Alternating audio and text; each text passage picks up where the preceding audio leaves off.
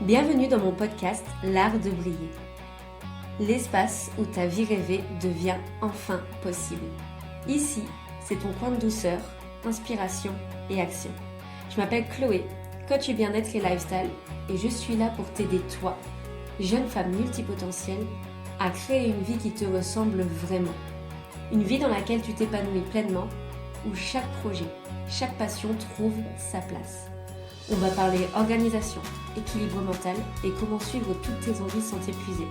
Je te partagerai mes meilleurs conseils, des astuces concrètes et bien sûr un maximum de good vibes.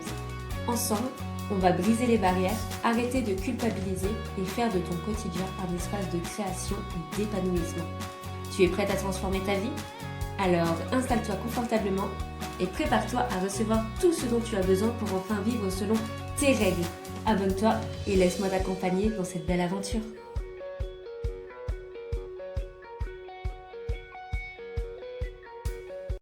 Bonjour à toi, j'espère que tu vas bien. Aujourd'hui, pour ce nouvel épisode dans l'art de briller, je te propose de te parler des 3 erreurs que j'ai faites quand j'ai commencé le développement personnel. C'est les 3 erreurs qui m'ont, le plus handicapée et qui ont fait que j'aurais pu basculer dans ce développement personnel toxique et qui ont même failli m'envoyer en burn-out ou en dépression. Ouais, parce qu'en fait, le développement personnel, c'est génial, mais faut savoir le prendre avec des pincettes. Et c'est ce que je vais essayer de te montrer aujourd'hui.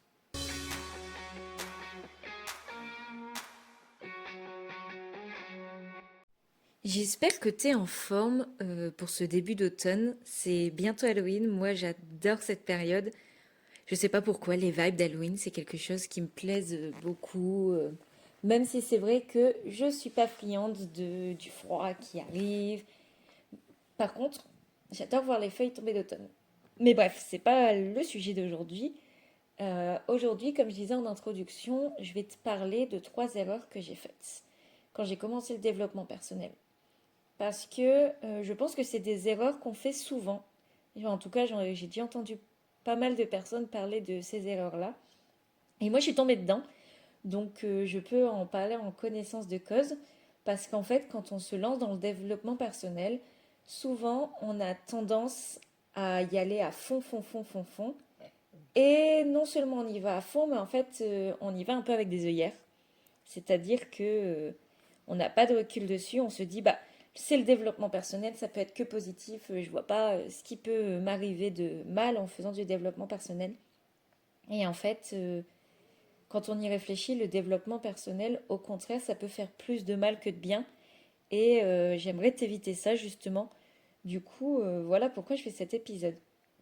Alors la première erreur que je fais et que j'ai faite plutôt parce que je la fais encore, mais moins, et j'en ai conscience, donc c'est moins grave, c'est de ne compter que sur les pics d'énergie.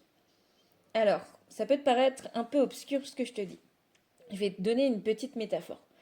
Si tu es sur la route et que la voiture devant toi, elle ne roule pas. Je sais pas si tu conduis, ça va peut-être pas parler à ceux qui ne conduisent pas, mais toi, tu es sur la route, tu as envie de rouler aux limitations de vitesse et la personne devant toi, elle roule pas. Genre, c'est 50 et elle roule à 30. C'est agaçant. Moi, ça m'énerve. C'est quelque chose qui, voilà. Je peux comprendre hein, que les gens soient détendus, qui veulent rouler moins vite pour la consommation, ou peu importe, mais en fait, tout le monde n'a pas leur temps. Voilà. Bref. Et d'un coup, tu vois, la voiture, elle roule pas. Et puis, bah, tu vas voir que d'un seul coup, elle va se mettre à accélérer, alors qu'à une dizaine de mètres, bah, le feu, il est rouge. Et là, tu te dis, bah, attends, il se fout de moi. Il se fout de moi, enfin, il avance. Mais du coup, toi, qu'est-ce que tu fais? T'accélères pour suivre la voiture devant? Bah non, tu vois bien que la voiture, non seulement elle crame du carburant parce qu'elle va devoir euh, accélérer alors qu'elle va devoir s'arrêter, et en plus, elle abîme ses freins. Donc, bah, pour quel résultat? Bah, le même résultat, c'est que bah, toi, en restant à la même allure parce que le feu est rouge, bah, tu la rattrapes et t'as pas cramé ton carburant et t'as pas niqué tes freins. Alors, la métaphore peut être un peu bancale, mais en fait, c'est un peu la même chose. Par exemple, pour le business. Allez, je vais parler à ceux qui ont un business.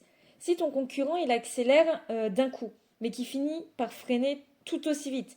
Par exemple, il va sortir un truc génial et tout ça, mais en fait, il va sortir un truc par an, un produit et tout ça. Et du coup, ça va être un produit sur lequel il va mettre la gomme, mais le reste de l'année, il n'y a plus rien. Bah, toi, tu vas le rattraper en, par exemple, sortant 2, 3, 4 produits dans la même année. Et donc, bah, forcément, au niveau du chiffre d'affaires, par exemple, ça va être mieux. Au niveau des clients, les clients vont se rendre compte que, effectivement, tu es plus constante. Bref, euh, toi, bah voilà, tu n'auras pas cramé ton énergie à lancer un seul énorme produit où tu auras été jusqu'au boutisme. Et donc, bah, tu n'auras pas ce retour de bâton qui va te démoraliser parce que d'un coup, bah, tu vas faire moins bien. Alors, encore une fois, mes métaphores sont peut-être un peu bancales. J'espère que vous comprenez où je veux en venir. En tout cas, moi, j'ai longtemps fait cette erreur de profiter d'un boost de motivation pour faire vite, vite, vite, vite, vite, avant que la motivation elle m'échappe. Et donc, je me cramais, je me cramais, je me cramais parce que je me dis, ah, la motivation est là, vas-y, bosse, bosse, bosse, bosse, bosse, parce qu'elle reviendra peut-être pas. Sauf qu'en fait, bah, je finissais systématiquement par ralentir parce que le rythme, il était trop important. Bah, oui, effectivement, travailler 1 heure par jour, tout le monde peut le faire. Par contre, si tu te mets à travailler 6, 7, 8, 9, 10 heures par jour, mais qu'en plus tu le fais en mode go, go, go, go, go, j'y vais et je m'arrête pas, bah arrivé à un moment, tu te crames. C'est comme le sport. Le sport, tu peux pas être à 100% de tes capacités tout le temps et encore moins toute la journée. C'est pas possible, c'est humainement pas possible. Et du coup, moi, je profitais de ces coups de boost et au final, je finissais systématiquement par ralentir parce que le rythme, il était beaucoup, beaucoup trop important pour moi.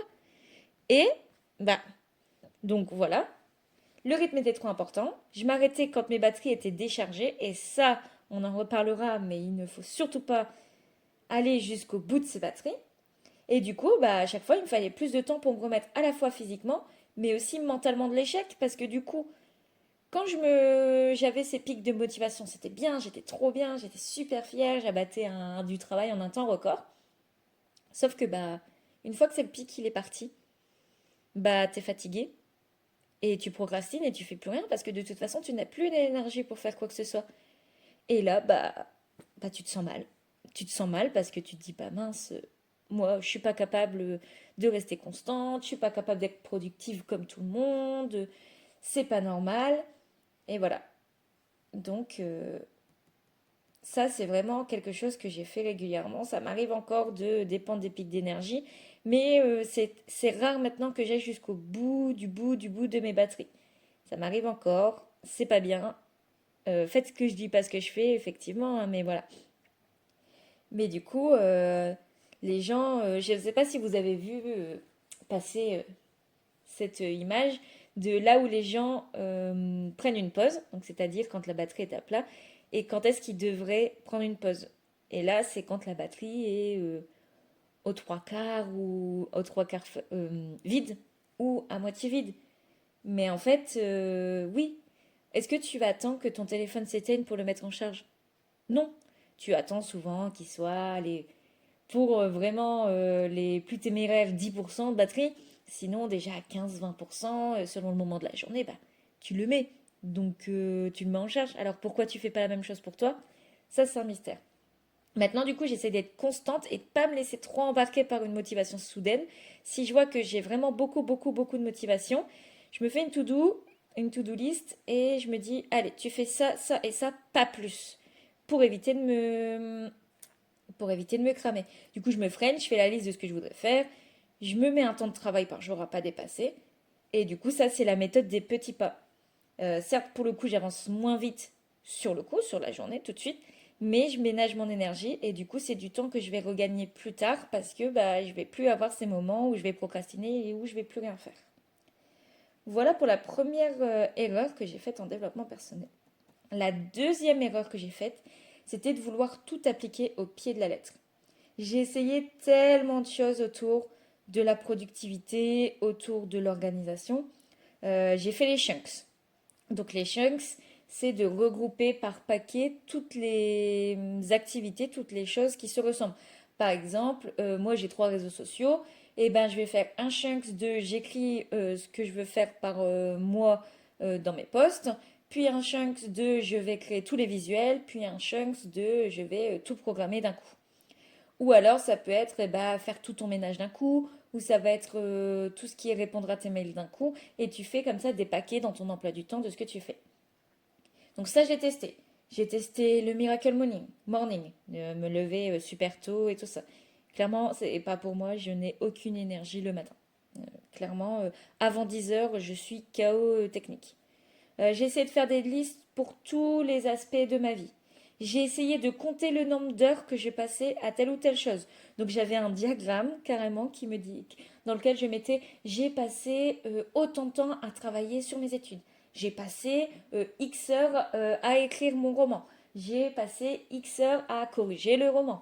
J'ai passé X heures à faire le ménage. J'ai passé X heures à sortir avec mes amis. C'était vraiment un truc de psychopathe. Genre, je pense que j'aurais pu sortir, avec le gars de You, j'aurais pu, je sais pas, mais c'était un truc de psychopathe, vraiment. J'étais aux minutes près, je comptais le nombre de minutes que je passais à chaque chose de ma vie. Je sais pas si tu t'imagines le degré de, mais voilà. J'ai essayé de méditer 15 minutes par jour. J'ai essayé, franchement, j'ai essayé tellement de trucs que je peux même pas tout te lister. Et en fait, à chaque fois, je me sentais mal parce que, comme d'habitude, je n'y arrivais pas. Et je me disais, oui, mais pourquoi est-ce que les autres ils y arrivent et moi j'y arrive pas? C'est pas normal. En fait, parce que toutes les techniques ne sont pas adaptées à tout le monde. Et en fait, c'est un truc que j'ai mis beaucoup de temps à comprendre de le rythme de chacun, c'est le rythme de chacun. Et que telle technique va pouvoir bénéficier à X, mais pas à Y. Et en fait, moi, je me rends compte que tout ce qui est technique de productivité, c'est pas pour moi. Je suis quelqu'un qui, alors que j'ai longtemps été dans le go go go go go, dans l'énergie yang pour ceux que ça parle, et en fait, je me suis beaucoup coupée de mon intuition, de mon propre rythme, et j'essaye de revenir à quelque chose un peu plus slow, un peu plus slowpreneuriat pour ceux qui connaissent, un peu plus, voilà, je me laisse aussi guider. Si je me rends compte qu'aujourd'hui c'est ça que j'ai envie de faire et ça que j'ai besoin de faire, et ben je fais ça. Mais ça m'a pris des années et des années avant de le comprendre. Moi, mon Miracle Morning, je me réveillais, en fait, j'étais incapable de faire quoi que ce soit. Incapable. C'était assez dingue. Et puis, par exemple, si je prends la technique des Shanks, je voulais l'appliquer au pied de la lettre. Et je me suis rendu compte que c'était une organisation trop rigide pour moi. Parce que j'ai essayé, hein, on voyait mon agenda, parce que moi j'utilise Google Agenda par exemple, parce que c'est très pratique et c'est ce qui me correspond bien. Toute ma journée, toute ma semaine, tout mon mois, je savais de telle heure à telle heure je faisais ça. De telle heure à telle heure, je faisais ça. De telle heure à telle heure. Et je mettais des trucs. J'ai commencé par mettre des trucs très précis. J'écris de tel jour, de telle heure à telle heure. Puis je corrige de telle heure à telle heure. Puis je fais mon ménage de telle heure à telle heure. Et je listais, pour mon ménage, je devais faire telle tâche, telle tâche, telle tâche, telle tâche, telle tâche. Oui, oui, c'était vraiment psychorigide, quoi. Je notais même le temps de trajet que j'avais, par exemple, pour aller à la fac. C'était monumental. Quand j'y repense maintenant, je me donne moi-même la migraine. C'était vraiment trop.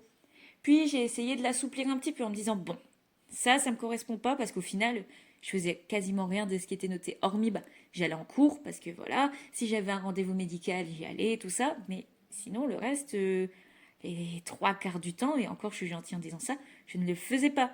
Parce que c'était pas ce que je voulais faire sur le moment et que c'était même pas juste une question de procrastination, c'était juste en fait, j'avais pas l'énergie physique ou j'avais pas le mental à ce moment-là pour le faire. J'étais pas dans les dispositions pour. Voilà, j'ai même essayé tout ce qui est chronotype, tout ça, de le faire en fonction de mon chronotype.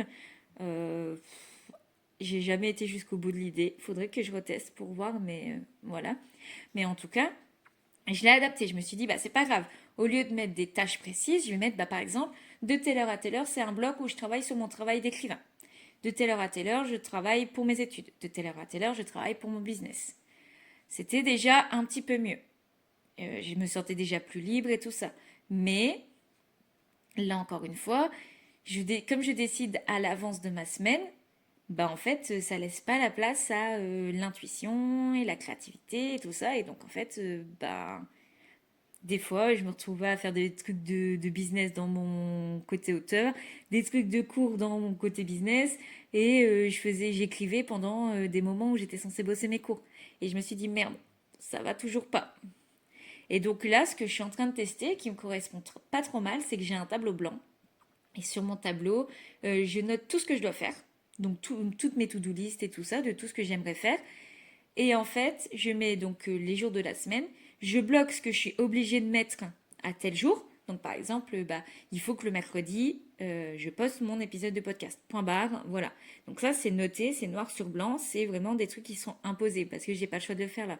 Si j'ai cours à ce moment-là, bah, je le note, j'ai cours à ce moment-là. Et tout le reste, je regarde. Et puis si j'ai un petit temps, c'est ok, qu'est-ce que j'ai envie de faire? Qu'est-ce qui est urgent? Qu'est-ce qui est pas urgent? Je regarde. Et hop, et une fois que je l'ai fini, je le mets comme quoi je l'ai fait le lundi par exemple. Et pour le moment, ça me convient bien. Donc, affaire à suivre, on verra bien. Donc ça, c'était pour la deuxième erreur. La troisième et dernière erreur, alors j'en ai fait plein d'autres, hein, mais c'est vraiment les trois principales, c'est que je me suis beaucoup concentrée sur la réussite des autres. Alors, peut-être que vous l'aviez senti venir, cette erreur-là, parce que j'en ai parlé dans mes deux autres. C'est qu'en fait, oui, je me suis beaucoup concentrée sur, oui, mais si les autres, ils peuvent le faire, pourquoi moi, je pourrais pas? Oui, mais si elle arrive à être hyper productive et de bosser de 8h à midi, puis de 13h à 18h non-stop, et qu'en plus, bah regarde, elle arrive à sortir autant de trucs, elle fait un CA autant, pourquoi moi j'y arriverai pas? Pourquoi est-ce que moi je procrastine? Je comprends pas, qu'est-ce qui va pas avec moi? Et en fait, le problème du développement personnel, et ça c'est un vrai problème, et c'est un problème de toute façon qu'on retrouve dans toutes les sphères sur les réseaux sociaux, c'est qu'on voit que ce que les gens veulent bien nous montrer. Effectivement, en fait, sur les réseaux sociaux, 99% du temps, on ne nous montre que le glamour, que la réussite, que l'achèvement. Et en fait, on voit pas du tout le chemin qu'il y a eu avant, toutes les erreurs qu'il y a eu avant, tous les échecs qu'il y a eu, toutes les fois où la personne a voulu abandonner, toutes les fois où la personne juste n'a pas réussi à aller au bout de son idée. Et c'est tellement dommage, je trouve, qu'on ne voit qu'une partie du process parce que ça fait culpabiliser des personnes. Et j'ai fait partie de ces personnes et je fais encore partie de ces personnes. Hein, je me fais encore avoir, faut pas le nier. Et c'est pas bien parce que effectivement, si tout le monde était un peu plus honnête, alors je peux comprendre si c'est les réseaux sociaux. Tu vas pas sur les réseaux sociaux pour voir des gens galérer, tout ça. Quoique bah, moi ça me plairait bien de voir un peu plus ce genre de contenu, mais je peux comprendre le truc des réseaux sociaux. Mais si tout le monde était un peu plus ouvert à expliquer que oui, ok, effectivement, là mon produit, il a fait un CA de 10 000 ce mois-ci. Ok. Sauf que c'est X mois de travail dessus. C'est X fois où j'ai cru que j'allais abandonner. C'est aussi X produits avant qui n'ont pas fonctionné et qui ont fait deux ventes. Et donc, bah oui, effectivement, tu apprends tes erreurs, tu vois ce qui fonctionne, ce qui fonctionne pas. Et oui, derrière X montant d'affaires, devant une réussite à un diplôme, devant peu importe quoi, bah en fait, il y a un nombre d'erreurs et d'échecs énorme avant. Je pense que... Alors, allez, je vais faire comme tout le monde et je vais donner cet exemple, mais J.K. Rowling, avant d'écrire Harry Potter, avant que ce soit le succès planétaire que c'est maintenant, vous savez le nombre de maisons d'édition qui l'ont refusé? Des dizaines et des dizaines. Et pourtant, elle s'est pas arrêtée là. Et moi, ce que j'aime beaucoup, c'est écouter les interviews de personnes qui ont réussi. Donc, il y a Paradoxe sans filtre qui fait ça, qui a son podcast et qui met aussi ses vidéos sur YouTube, qui interviewe des personnes justement qui ont réussi. Et j'adore parce que c'est un boost de motivation énorme de se dire, ah ouais, ils en sont passés par là, ils n'ont pas lâché, ils ont fait ça, ça, ça, et ils ont réussi. Et je trouve ça incroyable. Donc vraiment, si j'ai un conseil à te donner, c'est va voir ce genre d'interview, va creuser pour voir si tu vois une personne qui met que ses succès, bah va voir si derrière il n'y a pas 10, 15 produits qui se vendent pas. Comme ça, au moins, tu peux voir. Par exemple, oui, il y en a qui réussissent par exemple dans leurs études. Il y en a qui finissent major de promo et tout ça. Oui, mais quand tu regardes, en fait, des fois, c'est des personnes qui ont bossé comme des acharnés de 7 heures du matin à 23 heures minuit, qui n'ont pas eu de vie sociale, qui ont sacrifié leur sommeil, ont sacrifié leur santé. Et donc après, c'est à toi de voir. Est-ce que tu veux réussir au prix de ta santé? Est-ce que tu veux réussir en te privant de tes proches? Alors, je dis pas ça pour culpabiliser, c'est à chacun de trouver sa réponse. Moi, je sais que je n'ai jamais réussi. Je pense que de toute façon, intuitivement, mon corps ne voulait pas me priver de sommeil. C'est que même si je savais que j'avais des deadlines importantes, même si je savais que si je travaillais 1 ou 2 heures de plus ou 3 heures, je pourrais arriver plus vite à mon truc. Bah non, en fait, mon corps, de toute façon, à chaque fois, il finissait par me rattraper et me dire non, t'as besoin de sommeil. Voilà, c'est chacun. Pour avoir quelque chose, c'est un sacrifice derrière. Maintenant, il faut faire la balance de ce que tu es prête à sacrifier. Est-ce que tu n'es pas prête à sacrifier? Et c'est ok, hein, c'est chacun sa version des choses, mais il faut le savoir, c'est chacun en son âme et conscience. Voilà pour les 3 erreurs que j'ai faites dans le développement personnel. C'est un épisode qui est un peu plus long que d'habitude parce que j'ai voulu vraiment te détailler un petit peu le process. Et encore, je pense que je me suis retenue quand même parce que je veux pas faire des épisodes qui soient trop longs. En tout cas, n'hésite pas à me dire en commentaire les erreurs que toi tu fais ou que tu as faites et je serai ravie d'en discuter avec toi. Je te dis à très vite pour un nouvel épisode.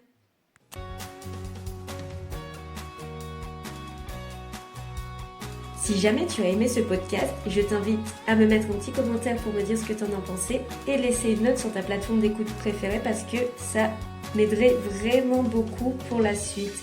Je te dis à bientôt pour un nouvel épisode.